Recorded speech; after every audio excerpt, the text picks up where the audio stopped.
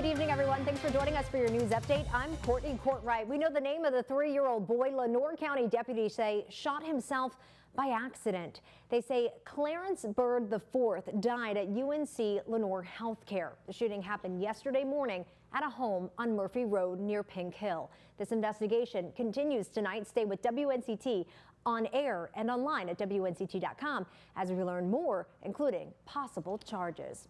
There is a new development to a story we've been following since yesterday. Greenville police say they've located the mom of the baby found in a dumpster on Sunday. Police say that mom is under 18. We're told the baby is still doing well at ECU Health Medical Center. Detectives have contacted the NC Department of Social Services to help with this investigation. At this time, no charges have been filed. An organization in Greenville isn't only recognizing Dr. King, but also those who are pushing his mission forward. The organization ENC Nonprofit Partners hosted a Living the Dream tribute. Today's program included prayer, music, and awards. Several people were recognized for working to make sure Greenville and surrounding areas are better places. Today we'll place the spotlight on those in our community who are helping to create a beloved community for our children.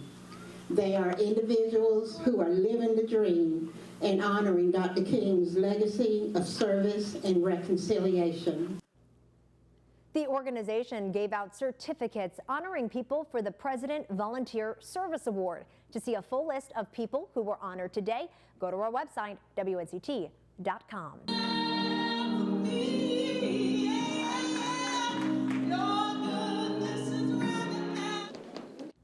In Ayden, people remember Dr. King's dream at Zion Chapel United American Free Will Baptist Church. With song, selections, and speeches, people remembered King's work and the need to continue where he left off. Representatives from the Ayden Museum asked people to consider sharing any history or artifacts they might have with the town. Organizers say not only does this event recognize King, but it also recognizes people who are working to make Ayden a better place. We have being a small town, our budget is not as big as some of the largest cities, so we have a lot of citizens that provide services, volunteer service for us, and it helps make the town better. This is an annual event in Ayden. Organizers say they hope to have a full building next year. People are recognizing the life and work of Martin Luther King Jr. in so many ways today. More than 100 people gathered at River Park North in Greenville to take part in a day of service. People picked up trash, removed debris, cleared trails, and worked together to get that job done. Volunteers from all over came out to help today, with some groups making it a way that they serve every day. All of our Divine Nine, which is all the 9 African-American organizations here, we stand on service. So that is the core of everything that we do. So for us, this is just a day for us to give back for places that we may not get to in our normal service areas. So we definitely just want to give back to Pitt County. We're here to clean up, clip branches, get branches off the trails, pick up any garbage, weed, and if there is any graffiti, wash that off. Those who served for an hour or longer got a coupon to get into the park's nature center for free. In Kinston, one group is giving back to the community in honor of MLK Day. The organization Kinston Teens packed more than 180 care packages. They included things like winter hats, personal hygiene items, and personal protection equipment items like masks. All of the packages will be given to members of the community who are in need of these items for the winter season. And because of today's NFL game, our Martin Luther King Jr. Day special, A Granddaughter's Dream, will now air Wednesday night at 7:30. This 30-minute special presentation features an in-depth interview with Martin Luther King Jr.'s and Coretta Scott King's granddaughter, 15-year-old Yolanda Renee King. Watch it Wednesday night at 7:30 only on WNCT.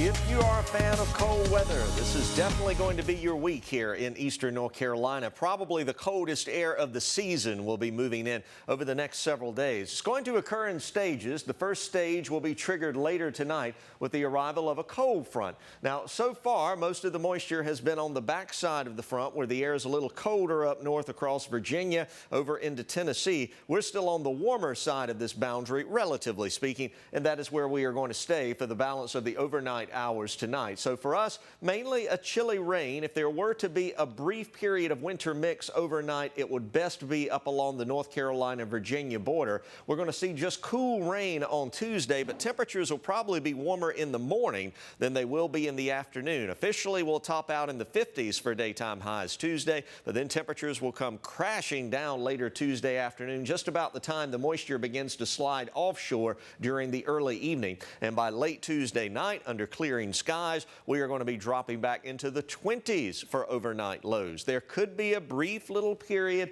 of some light winter mix before that final batch gets out of here. It's kind of a race, though, between the colder air filtering in and the moisture exiting offshore. By the time we hit Wednesday, it is sunshine from start to finish and bitterly cold temperatures. We'll get another reinforcing surge of cold air arriving later this week. There will be a few days in this 7-day forecast that you'll see in a moment where daytime highs never make it out of the 30s for the afternoon, and overnight lows at times this week could be in the mid-teens before all is said and done. So again, a bitterly cold air mass getting set to move in. You can track all the specific temperature adjustments for your home location by downloading our free Storm Team 9 mobile weather app. Here is your forecast. For tonight, showers will begin to develop. Overnight lows will be ranging from the mid-30s in Roanoke Rapids to 40s just about everywhere else. If we were to see a brief period of little light winter mix, the best chance would be closer to the Virginia border. Everyone sees chilly rain during the day on Tuesday, but that high of 55 in Greenville, that will be reached during the morning.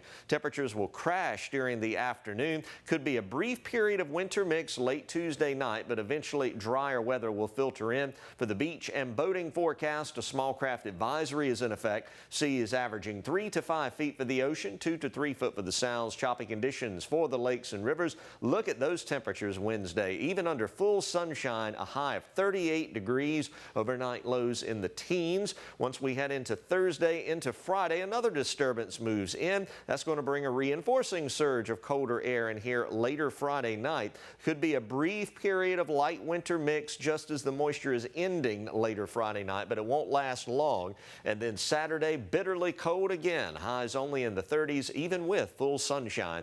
And that is your Storm Team 9 forecast. I'm Chief Meteorologist Jerry Jackson.